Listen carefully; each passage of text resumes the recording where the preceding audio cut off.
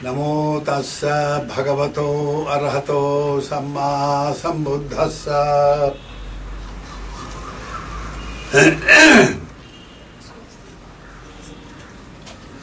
This is the annual general body meeting of Maha Bodhi Society, the 2554th year Buddha Jayanti.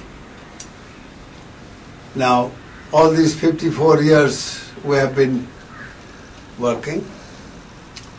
Maha Bodhi has taken a shape, and herewith I present a report to all of you.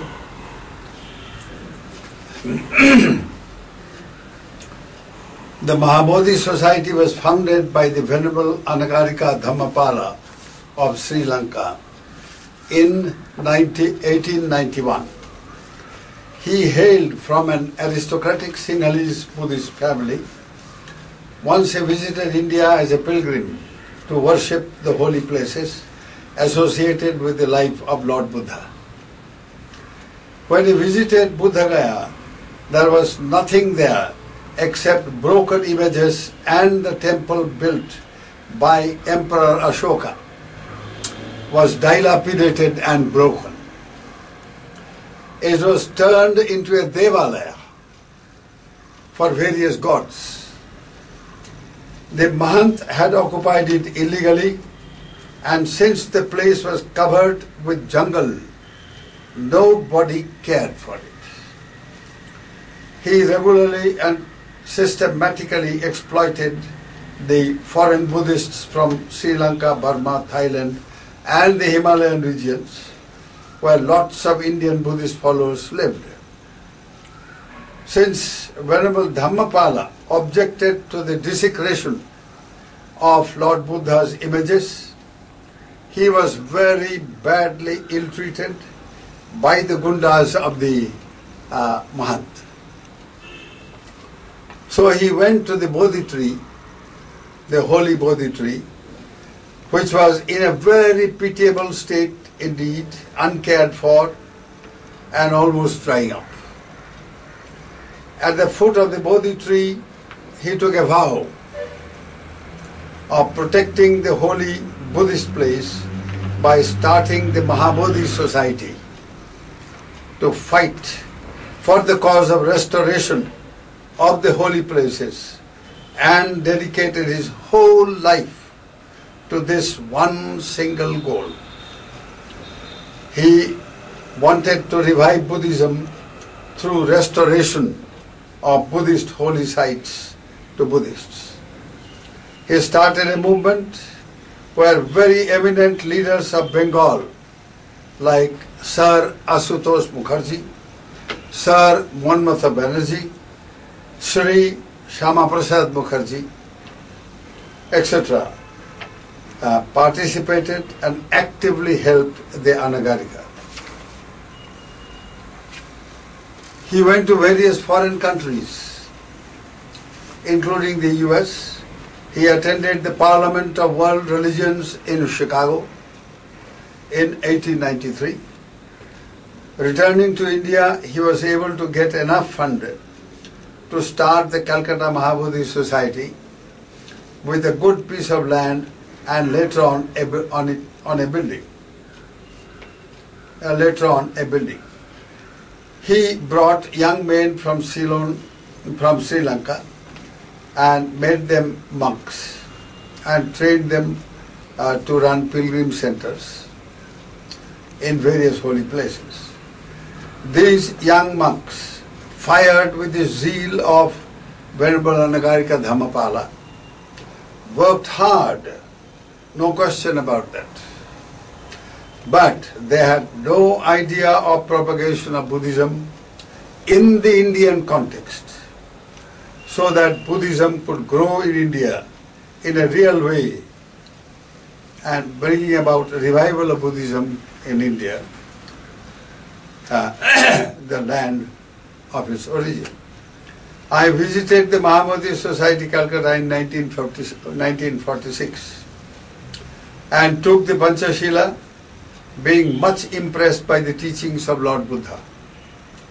Later, in 1949, when I became a Buddhist monk at Kusinara, under the most venerable Chandamani Mahathera, I resumed my contact with the Maha Bodhi Society in Sarnath, Calcutta and in Colombo, where I had gone to study Buddhism under the most venerable Nanathiloka Mahathera of Germany and others. After completion of Buddhist monastic education, I was invited by the government of Burma to participate in the editorial work of the Tipitaka as a Pativishodhaka. Later, at the invitation of Venerable Jagadish Kashyapji, I joined the Nalanda Pali Postgraduate Institute in Nalanda to teach Abhidhamma. So these associations taught me the significant lesson that the revival of Buddhism in India, the most vital task for every Buddhist, will remain unfulfilled unless there are really dedicated Indian Buddhists. Bhikkhus from various Buddhist countries were sincere, in fact very sincere, and they worked very hard, but their activities were limited to managing the foreign pilgrims from various countries like Ceylon, Burma, etc. Some bhikkhus became teachers of Buddhism as part of Indian philosophy in some universities. Now all these activities, laudable though they were, but they were non-productive from the point of view of revival of Buddhism. They had cosmetic effect and were superficial and unsustainable. On the occasion of 2500 years Buddha Jayanti, that is in 1956, I decided to resign from Nalanda Pali Postgraduate Institute because it was a governmental body and I didn't want to be a government servant.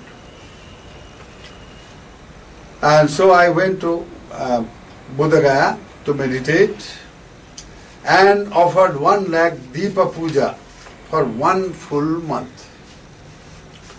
I got a clear mind there about the future activities I would like to engage in.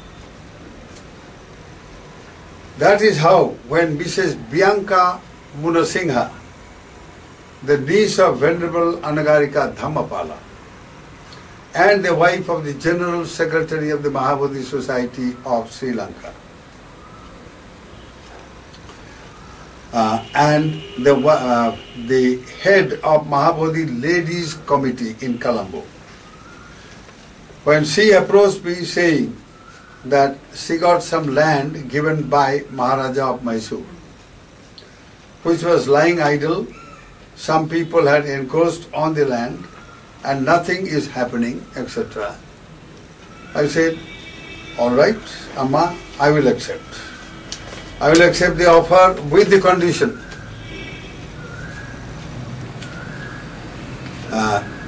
The condition that I will not be another bhikkhu employee, as it was the case in other centers of Maha Bodhi Society.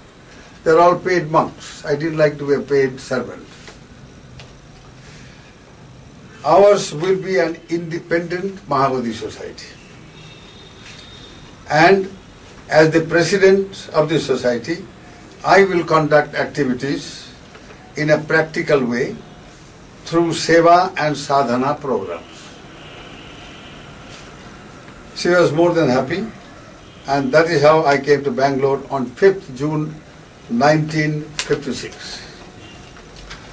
On arrival, I found the Maha Bodhi site was once a part of the central jail as a stone quarry with 20-30 huge pits.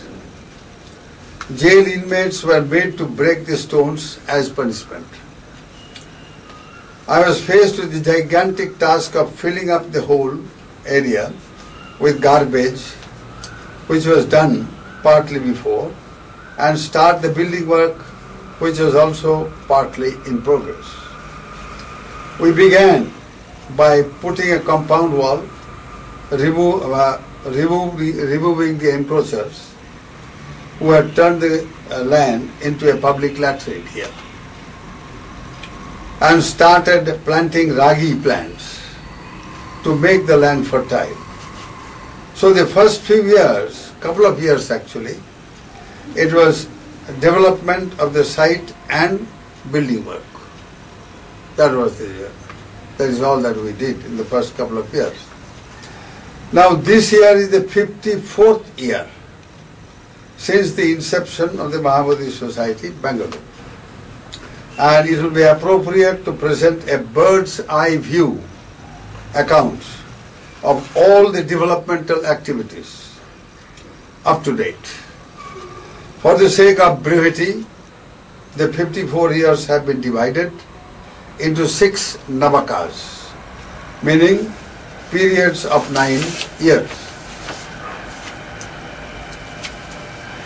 In the first navaka, that is 1956 to 1965, the activities were varied and even colorful.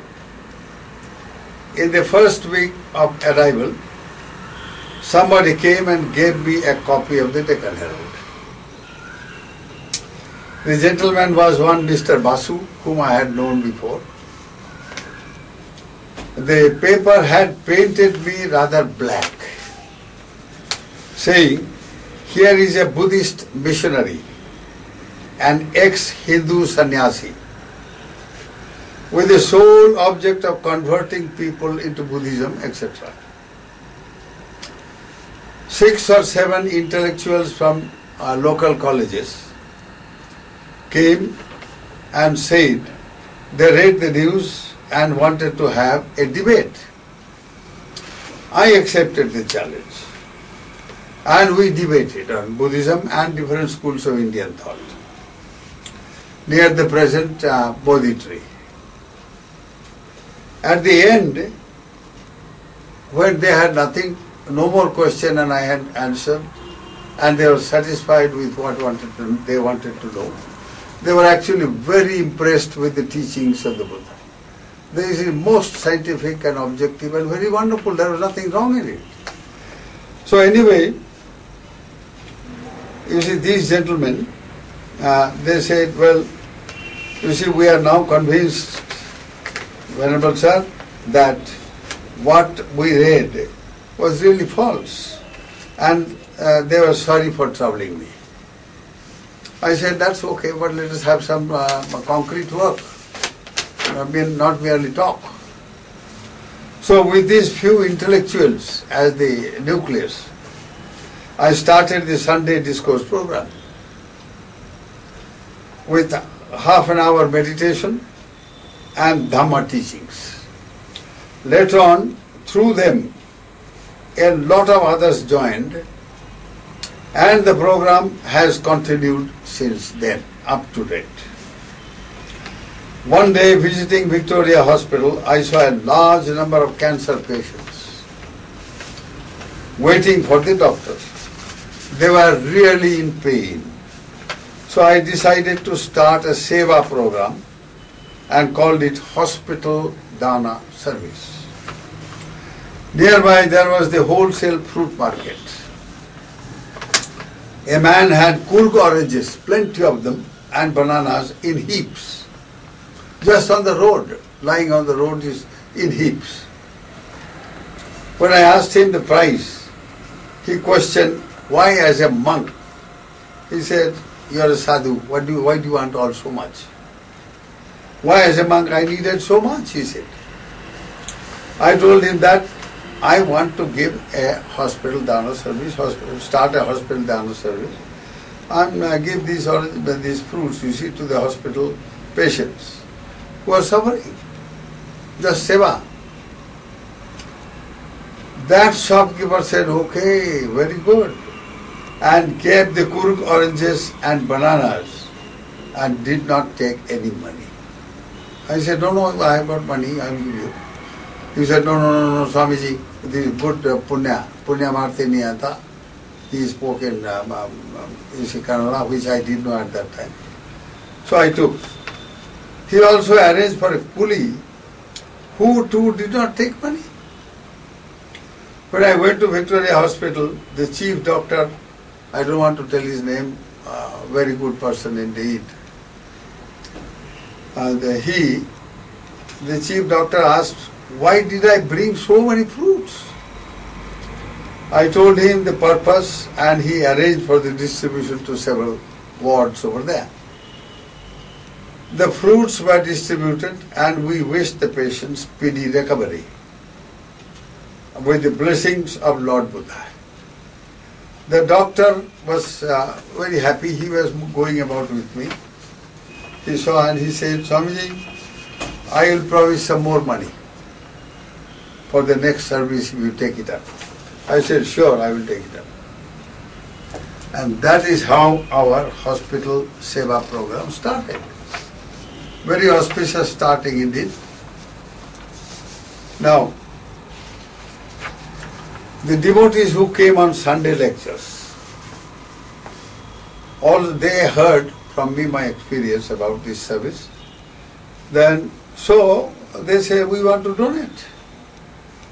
And so the hospital Dana service became part of the Seva program, and meditation and Dhamma talks became part of Sadhana program. That is how Maha Bodhi Society Bangalore started. This is how other services took shape, automatically, just one after the other. All kinds of services. Now the hospital Dana service became very popular. First it became once a month, then once in 15 days, then once a week, and then every day. Then I extended the program not only to Victoria but to all hospitals throughout Bangalore, including the missionary, the Christian missionary hospitals around, everywhere. As a part of educational program, we then, to having now seeing the success of this program, we now thought of an educational program. That was very important.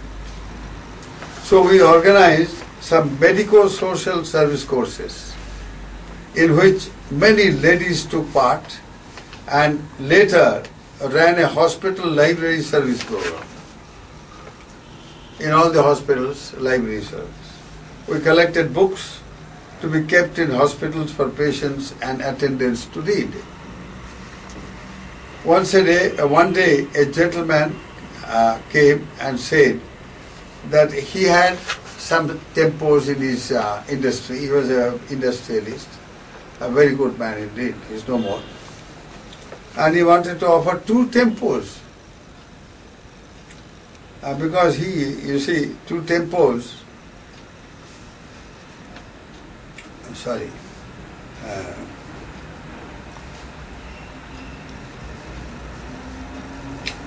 he had seen us going to hospitals in Jhatka. We were going every day on Jhatka, and he had seen this. So he said, well, we'll give you 2 tempos I have got in my factory. They are just lying. Since we did not have money to appoint a driver, and I knew driving anyway, I got a license with the help of a devotee and started driving these tempos. There were three wheelers, quite spacious and big, very nice. The hospital service became very well organized with these tempos. We took up special services like leprosy patients service, cancer patient service, etc. Later an eye donation program. That is, people who were dying in the hospital, they agreed to donate their eyes. This was in Colombo. So the Colombo who were doing this good work, they had come here. So I told them, we can take up the work. So we took up this eye donation program from Sri Lanka, And this was added to our program. In this Martha Hospital and elsewhere, the doctors agreed to plant them, people who are blind. So we got a lot of blind people now who got back their eyesight. So it was really a very satisfying work indeed. These services spread wider. A lot of people participated and there was no dearth of funds at all.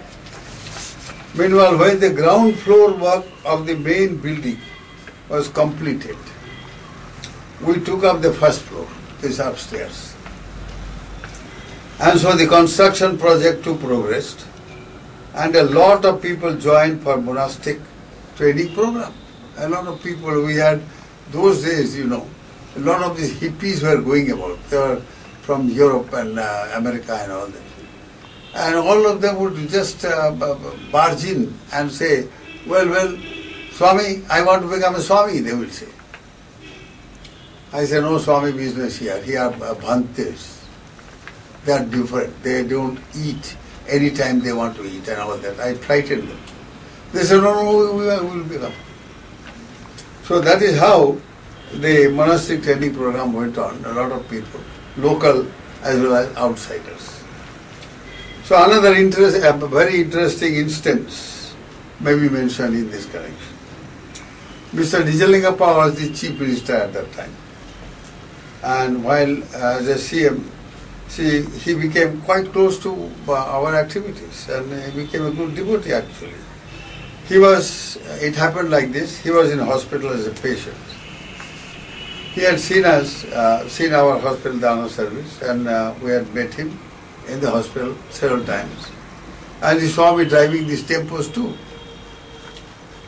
It seems some industrialist, some Siddhi person from up country somewhere approached him and wanted to bribe him with a car, provided he gave him a license for his industry, some cement industry or something in Gulbarga. Now Nijalingappa was a clean-handed politician, a very fine gentleman indeed. And so he got very angry when he wanted to bribe. So he threatened this man and he said, I'm going to send you to the police. He was frightened, my goodness, that man. And he asked for forgiveness from Mr. Nijalingappa. So he told him, look here, I will forgive you if this car that you have brought to me, you see, if you give away this car for hospital Dhamma service, now that Swami is going about in a tempo, three wheel, which is a dangerous thing to do. And anyway, so this man was saying, yes, he said, we're very happy, we'll donate. That is how the first four-wheeler came to the Maha Bodhi society. I had a very nice, four-wheeler. And every year the government was good enough to give a license to change. And I never paid one single rupee to the garage, the Iyengar's big garage there near Lal Bagh. So we used to get this done and hospital service and all the other services became very well organized. Now in between 60 and 62 we had terrible famine. 3 years, no rain at all. Now the Indian and American governments had entered into an agreement called the PL 480 Food Aid Program for distressed people in famine affected areas. Now huge quantities of burglar wheat, oil, etc. arrived in Bangalore and were given to missionaries to distribute. Now these missionaries took advantage of this and converted lots of poor people around Bangalore in their villages all around. So one day one Mr. Rama Reddy came here to the ashram and I had seen him as a patient in Victoria. He literally started crying, the poor old man. I felt very bad to see him crying. So he says, well, my village is going to be converted as our village tank, the Kere, has completely dried up and the people are eating grass seeds and all that, a very, very terrible condition. He asked if Maha Bodhi society could take up some seva program there. So we said, yes, we will take it. So I went to the Victoria Hospital, discussed the matter with the hospital, with the doctors there. And very soon we started a rural medical service program in Sakalavara village near Bannerghatta. On return from the Sakalavara visit, I went to Mr. Nijalingappa because I didn't know how to get those food stuff and all that. PLAT food stuff. So I described the very pitiable situation in the entire Bannerghatta area. He spoke to Dr. Alba, Minister of Health, and we organized in a big way a medical service program and a distribution of PL 480 food stuff too. When famine abated, we thought of withdrawing from the area when our work was finished. But the people in that village and others, several villages, they came and they came here and requested, saying that Maha Bodhi may stay there and they will offer us land. In fact, they offered us 13 acres of land. And we started this Maha Bodhi Rural Medical Service Program in a permanent way. And we made a plan, you see, to build a hospital there, rural hospital, to render service and humanitarian services of all kinds. So, now this Birla, who had a building somewhere near there, Bannerghatta, he heard about it. And he, you see, he requested us to come to see him. So we went there. And he said, have you got any plan? I said, yes, I've got a plan. So it will cost us 75,000 rupees to build a hospital building, a rural hospital building. He said, no, that amount is not enough. I'll give you 1 lakh. So that is how we got 1 lakh instead of 75. And we started the work right earnest. You see, Dr. General Rao used to be our very close devotee here. I also requested him to come and join us. And that is how this Sakalavara Center was started. There we started all kinds of other programs. You see, like horticulture course for the student or dropouts from the school who, you see, they would study up to class 7 or 8 and all that, just dropouts. So we told them, all right, you join this course and you can get jobs in Lalbagh and all that. So it was a big success there also. Then the government agreed to give us, we saw some of these scheduled caste, very poor coolies, they were landless coolies. Very pitiable, like, my goodness, horrible to see. No house, nothing. So the government agreed to give us a grant to build 20 houses with, to 20 distressed families. So together with a coconut tree and a cow to each house. So this program was very successful. General Rao did a wonderful work indeed. He is no more. And may he get all the punya. The government also gave us some fund to, have a road in the village, right up to the, the housing areas, about 3 or 4 miles. And that is how that center really grew in a big way. The NIM hands came in contact with our rural service program. They had a program. They said, Government of India has given us a very big program. They have got 45 villages there. They were going to start, service. So whether they could use our hospital, I said, oh, sure. And that's how they came and joined with us and we worked. We had plenty of doctors to go around. We used to cover about 4 or 5 villages, no more than that. They said, 45 villages we will run. I said, very good. Then the Government of India came and joined, gave us a very big offer. And Mr. Godke was the finance minister. He said, Swamiji, you give us the hospital and we'll give you a big piece of land and a new big hospital somewhere else. I said, very good. That is how we started the near Lalbagh, the Arogya hospital. So, you see, money came, people also came, and things happened. This is how it grew. Now, in the second Navaka, we thought of concentrating on burns patients. I used to visit, regularly this hospital and see the burn patient absolutely miserable condition, believe me. They will be just kept. Now, see, they were put in the veranda of the Victoria Hospital. And nothing could be done except to let them die in the veranda. Horrible sight to see. So we decided to start a burns patients, burns hospital program. And the governor, Mr. Dharavira, was very sympathetic.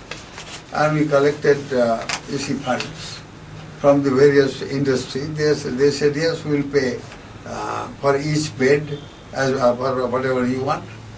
That is how the burns patient service started. And the hospital program also came up. We started with 50-bedded hospital there. Later on, this was upgraded to 200-bedded hospital. And it was named, the government agreed to name it as the Maha Bodhi Burns and Casualty Center. So this program further extended, and we started burns ward in a number of hospitals in the districts. First of all, we started a burns ward in Mysore hospitals, then Mandya, then Hassan, then Tumkur, Chikmagalur, all government hospitals.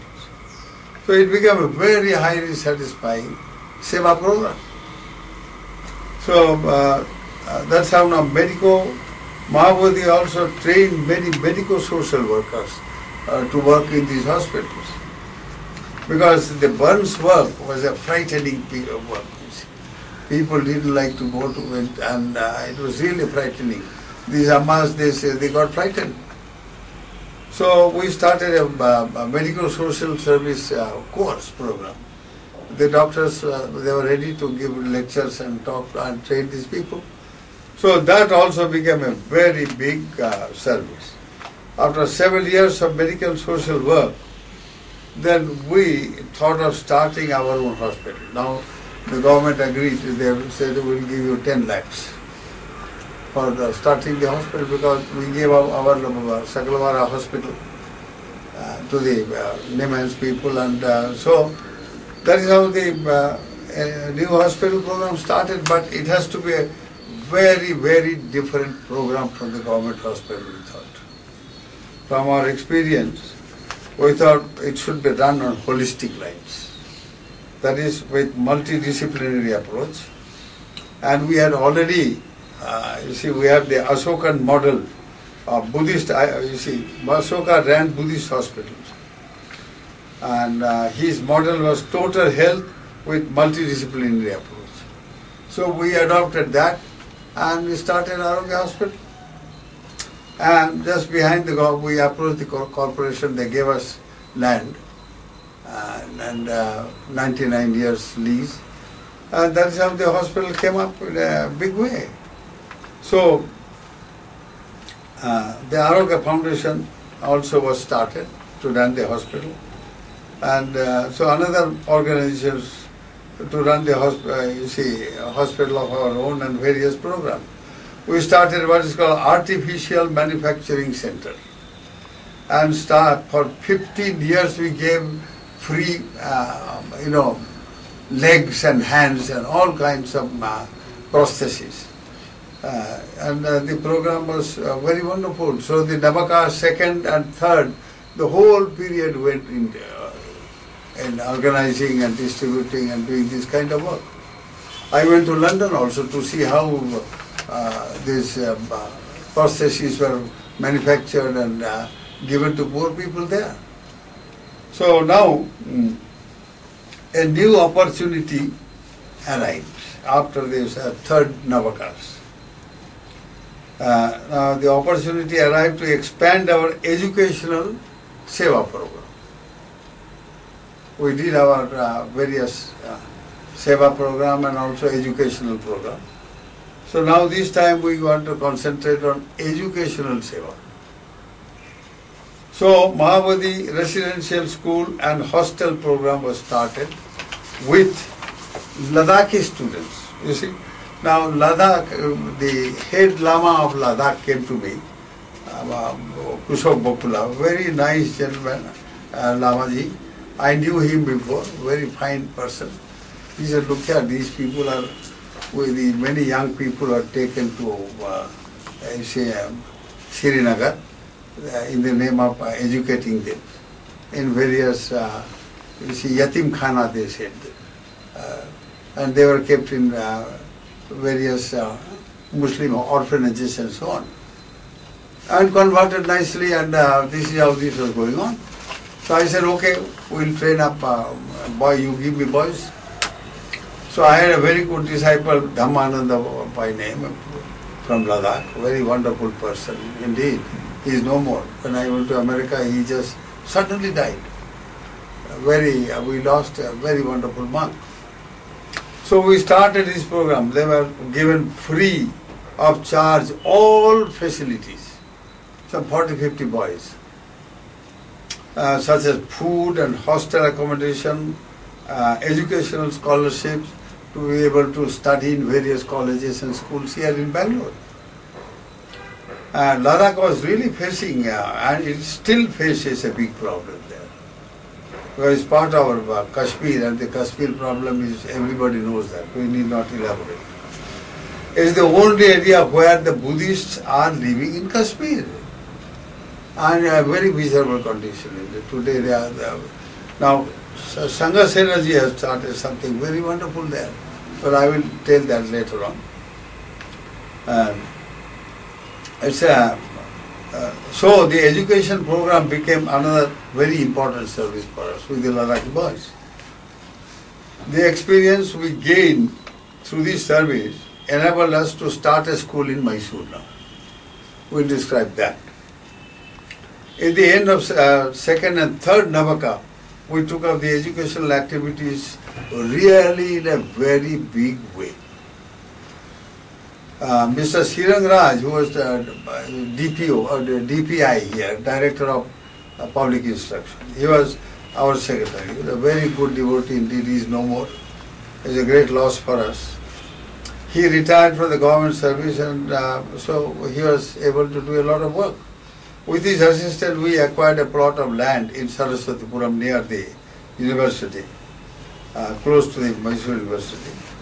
Since Srirang Raj worked very hard and in a very dedicated way, our new school building came up fast, and many students, particularly from the poor region, poor sections, Kukurhali and all that there, you see, poor sections, got free education in the school.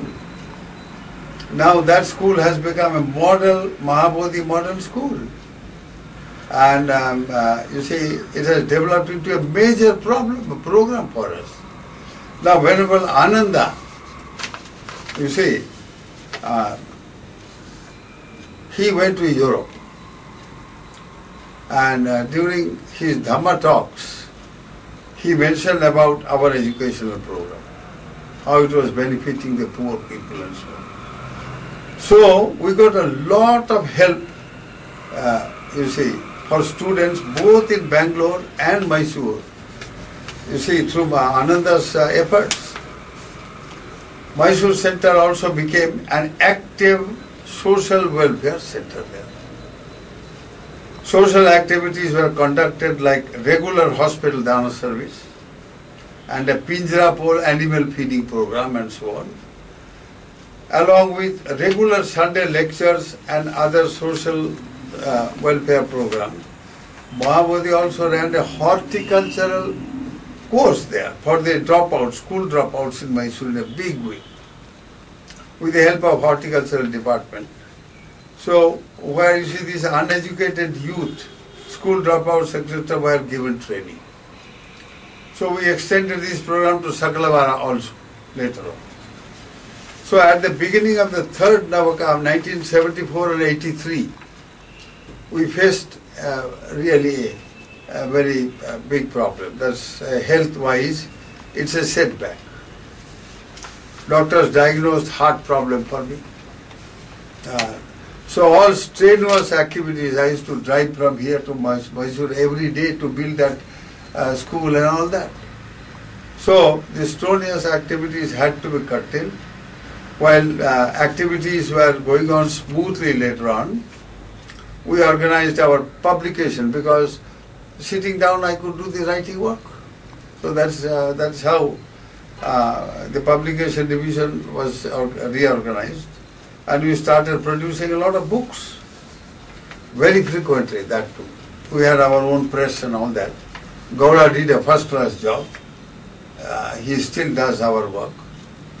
By the end of third Navaka, large number of books were published. Some of them are the following. I mentioned a few names. Quite a number of books really, but a few we will mention for your, you see, as a part of the presentation. The Law of Karma and Rebirth, Volume 1 to Volume 8, and Unforgettable Inheritance, Volume 1 to 3. Buddhist Meditation Series from 1 to 10. Then Living Legacy of the Buddha, is a very good work.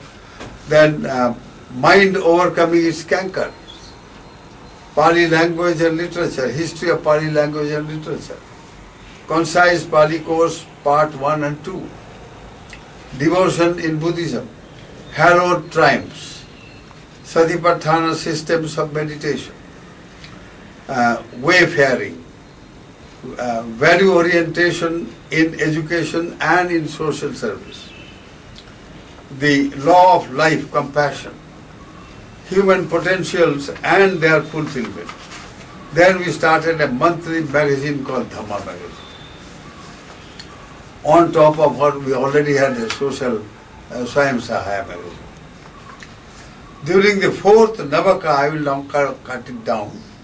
During the fourth Navaka, I visited Japan and US. I used to shuttle between California and Bangalore every year. There we had taken up teaching program in various institutions because my health problem was a very big problem and I could get a good help there. See, a meditation center was established in Big Bear. It was called the Buddha Meditation Center. In 1984, I returned from, after a good health checkup and surveys, I returned to Bangalore as usual once in a year. In 1984, during the fourth Navaka, we built Maha Bodhi Vishwa Maitri Stupa in Bangalore.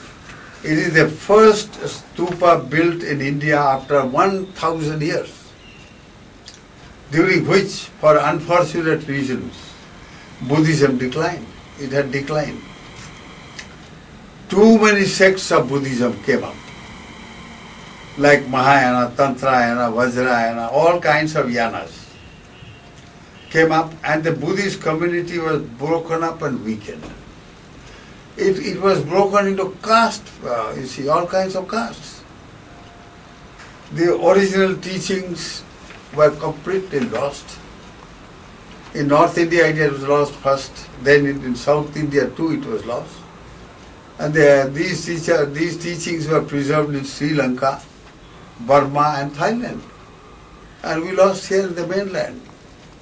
But in India no trace of original teachings were found, and since nearly 1,000 years. Now,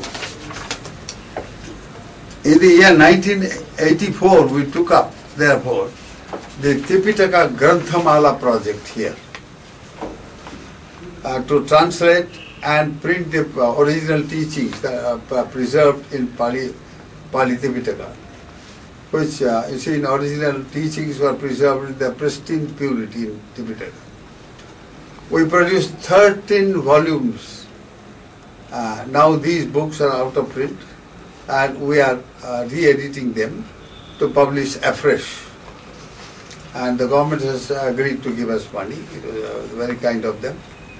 So further volumes will also be translated. We will have, in a big way, we will do this, the Kannada Tripitaka project. Now we have trained up some very good upasakas and upasikas. They are studying Pali.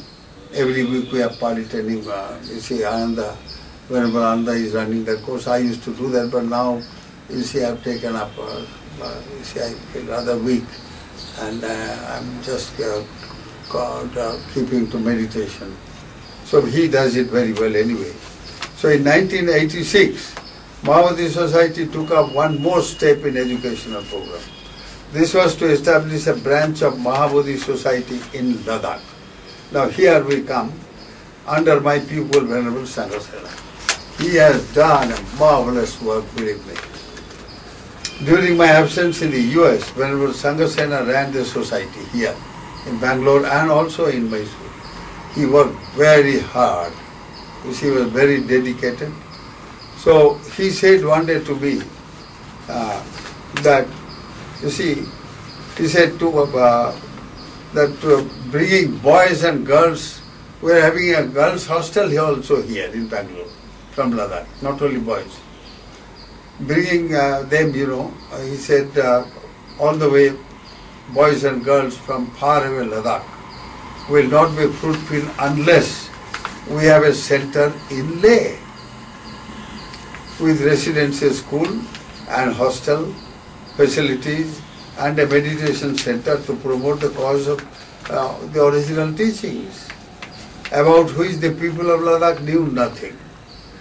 They followed the Tibetan system. Being open-minded, the Ladakhis are open-minded people.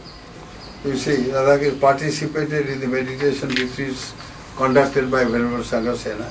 It became very, very popular. Even foreigners used to come, who are visiting Ladakh. So Venerable Sanghasena is now rendering a very meaningful service in Ladakh, you see, to the Ladakhi people. It is not only meditation. He has started all kinds of programs like here. On behalf of the Maha Bodhi Society Bangalore, of which he is now the next man from once I left, you see, he is the president of the society. And he will also be the meditation master for teaching meditation. That will be a very big component of our activities. These people should know the original teachings. They are not only simple and noble, but they will solve the problem of the Indian communities everywhere in a very, very big way indeed. So now, he also started an old age home for those who had nobody to support them, because they were all blind. They have blindness problem, a lot of blindness in Ladakh. In that height somehow it happens. So these significant programs took him to various Asian countries like Korea, Malaysia, Singapore, etc. And he was able to get a lot of help.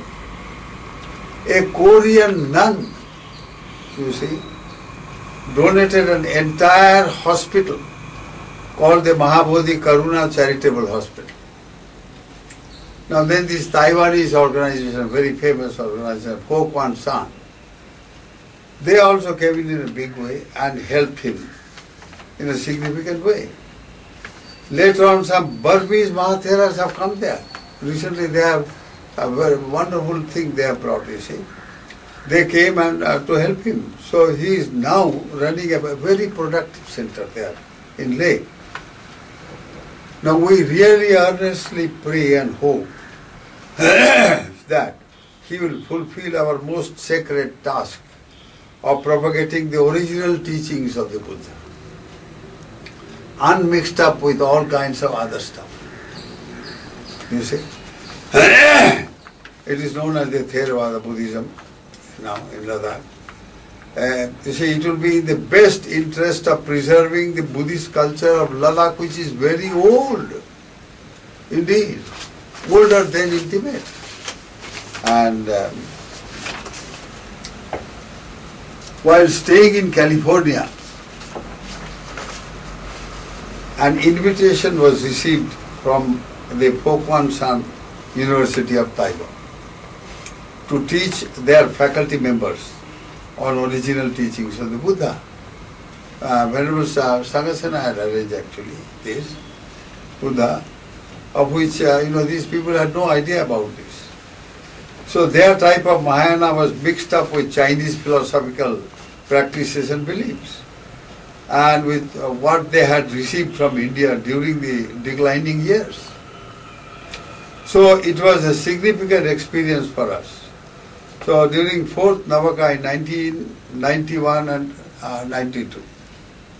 So I taught there and I returned. Then we suffered a lot of trouble I had because the work there was really hard work. They took life out of me, believe me.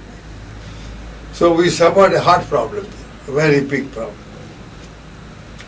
The doctor told me, my doctor, he was very good. He said, now we'll put you on the top of the table. That means they will operate. I said, okay, go ahead. No problem.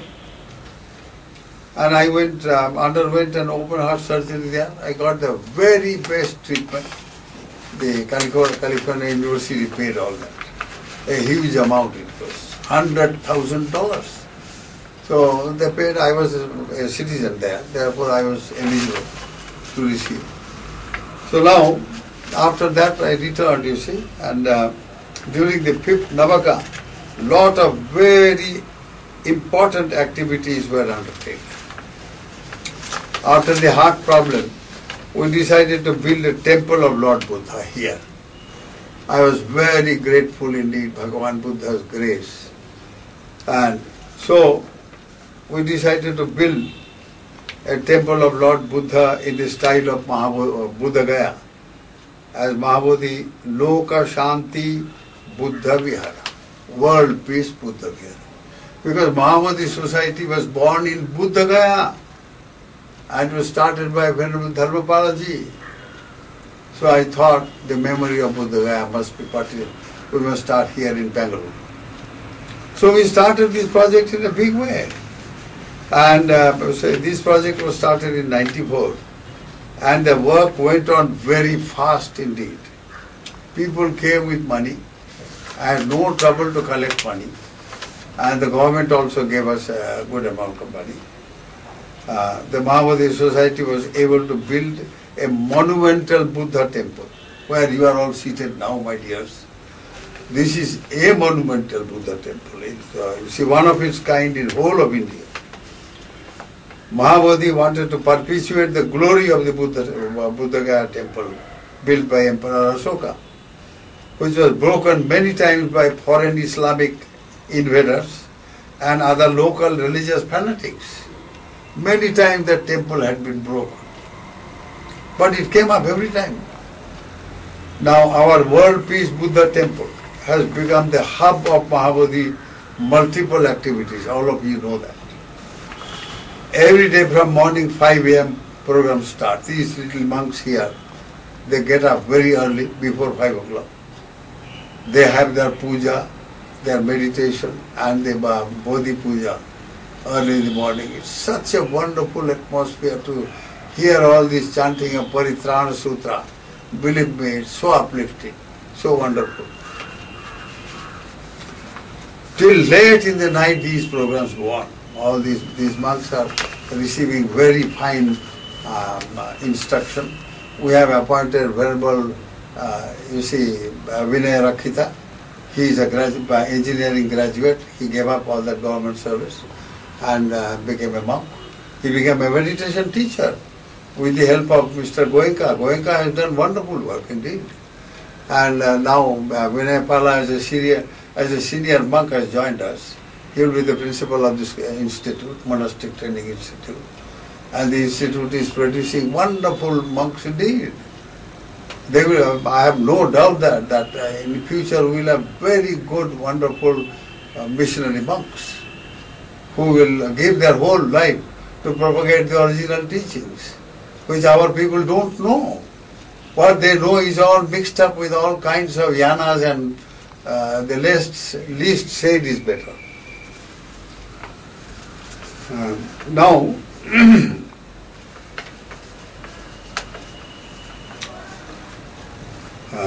many people come regularly for meditation discourses on Sundays and for various ceremonies and festivals.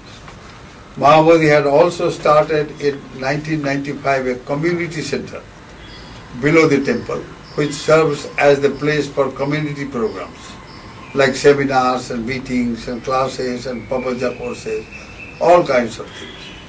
The Seva Kshetra was also extended to bring more sustained support to our activities. Due to health problem, we had to frequently shuttle between US and Bangalore. So in the year 2000, I decided to return to India once for all. A major reorganization was taken up in Bangalore and Mysore. All the lay students were studying in Bangalore were shifted to Mysore, and after building the Maha Bodhi Kerala students' home, Ananda did a wonderful work there. He went to Europe and got a lot of fund for that. At Bangalore, we decided to start the Maha Bodhi Monastic Institute in a big way in 2001. Very soon the number of monks went up to 150, and during these years a lot of organizational improvements have occurred. Classes have been organized and textbooks have been produced. The challenging task has been to train not only students but also teachers. The teachers as well as the students at the same time. The Maha Bodhi Nalanda hostel was built to accommodate 90 monks with a spacious dining hall and kitchen. One more important program has been the Papaja ordination program, along with Dikha and Sikha. Maha Bodhi also conducted 7 3-month Dhammaduta courses for Indian Buddhist monks from all over India. They came here and they underwent the program. The 6th Navaka, that is the last, that is what we are now going to talk about, has brought about a very significant expansion indeed of Maha Bodhi activities, both in India and abroad. A branch of Maha Bodhi Society was established in Dayun in Arunachal Pradesh to serve the poor Buddhist communities who are scattered and totally divided. At present in Dayun we have a model school, girls hostel, boys hostel, monks center, humanitarian programs like distribution of mosquito nets, blankets and providing medical help through our ambulance service. Social integration has been the main program there. Social integration, that's an important program. Maha Bodhi Dhamma Vijaya Buddha Vihara and Maha Bodhi Maitri Stupa are under construction. The Venerable Kassapa is doing absolutely wonderful work there. He is personally supervises all these construction activities. Now, all these activities will be over by the end of this year. We have also started a branch in Tawang, one of our very good monks, Venerable Bodharakkita. He is head of that, under Venerable Kassapa. An old age home has been started and a hostel for students. So, and in Devmali, there also the school work has started. Then we have started further in Tripura state. There one Venerable, under Venerable Kassapa only, one Venerable Vishuddhananda is in charge of a program. It's a big school program of 300 students. Very poor people have no education there. It's a very backward area indeed. So now Venerable Panyaloka was sent from here. He was in charge, he was the secretary here. He was sent to Dayun Center with a very big mission. You see, to take charge at the office of the project director of Maha Bodhi College in Namsai. So now, you see, we have been offered 50 acres of land and 7 crores of rupees already. And they are prepared to give us another 50 acres to start a college, Maha Bodhi Society, this Buddhist college. There is no college, nothing. The missionaries convert regularly the Buddhist people there. Large number have been converted, these Chakmas and all that. So we thought, why? When we can also give education, why they must go there and get converted? So now, he has to, the Panyaloka has gone there. He has to organize and establish this center on behalf of the Maha Bodhi Society, Bangalore. From A to Z he has to organize in Taiwan, with an office in Taiwan. He will keep sending us the report. He is under Venerable Kassapa. He will function. And Kassapa will be the chairman and he will be the secretary. During the 6th Navaka period, several Maha Bodhi centers and associate branches were started by Venerable Ananda in Germany. This is another really good work he has done. In Germany, Switzerland, France, Belgium and Spain. And USA Center too has come up in California in Coast Gold. Maha Bodhi is sending 2 monks, Venerable Sangharakkhita and Venerable Panyarakkita, to Europe on Dhamma teaching program at the invitation of our devotees there. They say, no, you must send us monks. Well, they will conduct the meditation retreat. They are very sincere people. And it's all the good work of Venerable Ananda. You see, Mrs. Monica Thade of Switzerland has given a very sumptuous donation, believe me. For a long time, for many years he has been doing that. In the name of her sister Carla, to establish Maha Bodhi Carla Students' Home in Mysore. And then in the name of her mother, Rita, to establish Maha Bodhi Rita Girls' Home in Taiwan. And for other projects here in Bangalore, they are. Then in Tawang also an old age home she is paying. Now she and her friends are coming on the occasion of Pavarana ceremony in Bangalore and Kathina Chiva's Dana service to open the Maha Bodhi Dhamma Vijaya Buddha Vihara and Maha Bodhi Maitri Stupa in Taiwan in October 2010. So in this period several books are also published, both textbooks and other books, you see, both in English, Kannada, Assamese and Bengali. The society distributed 6 lakhs of books. That's a big number. Both published here and received from Taiwan. That is the corporate body of Buddha Education Society. Now, the Sunday discourses have continued uninterrupted all these years, 54 years. Not a small work. For all these years with a significant audience of earnest devotees and meditators. Now all of you are here, quite a number, the temple is full. So you can see every week it is going on like this. A good work, if you start once, you see, money is never the problem. The problem is human being. We need good human resource. People who are prepared to really follow the Dhamma, change their life. What really matters is purify life, my dear. Change life. One day we all have to go. So carry something when you go. Bhagavan Buddha has given such a wonderful teaching. And we can change our life. In this very life we can change. So, another important program that was started on the occasion of 50th Buddha Jayanti was the establishment of Maha Bodhi Academy of Pali and Buddhist Studies, which is conducting 2-year diploma course in Buddhist studies, both in English and Kannada. Hindi version 2 will start soon with the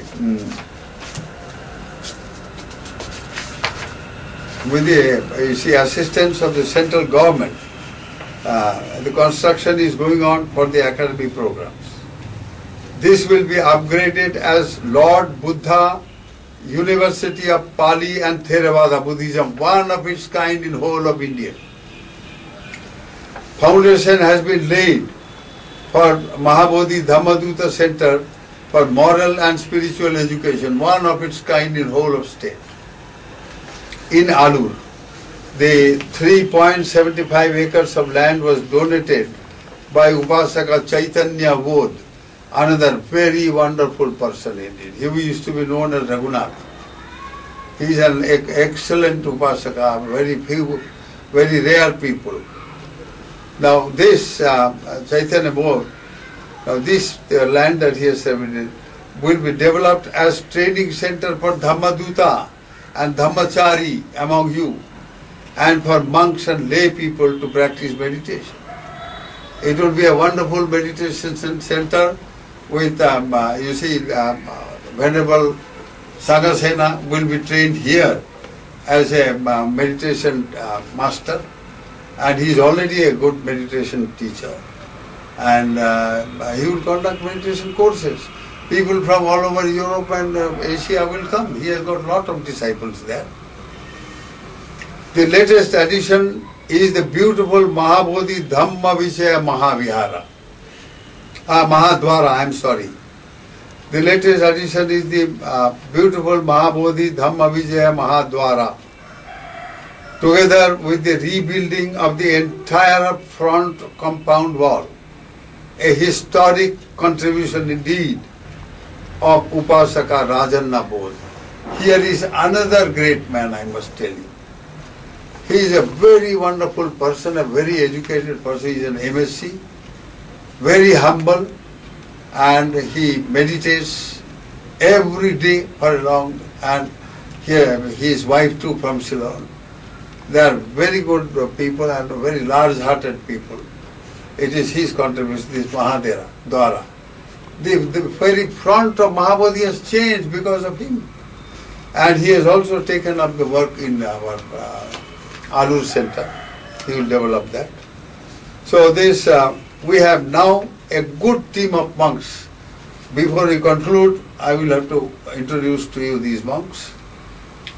Now, we have now a good team of monks who are working hard, consisting of the following: Venerable Sanghasena, Venerable Kassapa, Venerable Ananda, Venerable Sangharakkita, Venerable Aggadhamma, Venerable Panyarakkita, Venerable Dhammaloka, Venerable Dhammachitta, Venerable Vinayarakkita, Venerable Visuddhananda, Venerable Jinananda, Venerable Nagasena, Venerable Saddharakkita, Venerable Sanghapala, Venerable Buddhapala, Venerable Buddhadatta. In addition, there are several other promising upcoming monks who are undergoing training in our monastic institute to be able to run the increasing number of Maha Bodhi Society branches, Bangalore branches in India and abroad. These under-training monks are some senior monks, Samanera, like Venerable Sanghadatta, Venerable Buddha, Bodhananda, Dhamma Bodhi, Dhammadatta, etc. They are excellent monks. They are all ready to become bhikkhus now. They will soon be made bhikkhus. So they are doing very wonderful work indeed. You can depend upon these monks and their capacity to run the various centers in future throughout India and elsewhere. Maha Bodhi started in a small way, my dear, and it has grown this size. And it will grow far more, believe me. All because of the good work and the good mind. There is nothing that a human being cannot do if he or she wants to do. You can become a Buddha, the most perfect one, the supremely enlightened teacher of gods and men. So if you really want to do something good, nothing will come on the way. But you must be prepared to pay a price for this. And the price is discipline, purity, holiness, nobility of mind, not meanness, not selfishness. Keep that in mind. And now, as we visualize, before I conclude, my dear, as we visualize the future, the Maha Bodhi Society Bangalore should develop. I have very little time left, my dear, and that time will be spent only for meditation. I cannot talk to people. I have opened my mouth now for your sake. I will again go back, mum. And now, Venerable Sena will take up. Now, the future visually, you see, we visualize this. Number 1, develop the Maha Bodhi Monastic Institute to be model monks training center where Theravada Buddhism is presented in its pure form, so that the monks trained here will revive pure form of Buddhism in India. Number 2, develop a facility to enroll more and more youth from all states of India for monastic training. Number 3, to develop programs to build a devout Buddhist community. They are the people who will save Buddhism, a good Buddhist community, which is a practicing community, not a mere talkers, but practicing ones, dedicated to Sila Samadhi Panya. And develop more and more meditation centers for purification of the mind. Develop at least 9 schools and hostels, each in Karnataka, Arunachal Pradesh, Ladakh and Tripura. Develop a beautiful Buddha Vihara with resident monks in every district of Karnataka and other places, along with a library for study of Dhamma. Develop a facility for the whole of Tipitaka to be translated into Kannada and other Indian languages and published. And develop Lord Buddha University of Pali and Theravada Buddhism as center of higher study in original teachings of the Buddha. Develop an active Dhammaduta center training Buddhist educators and leaders. Lastly, develop Buddhist colleges and later universities in Arunachal Pradesh and elsewhere. May the grace of Lord Buddha surround your lives with wisdom and well-being. May you all be happy. Sukhino bhavantu.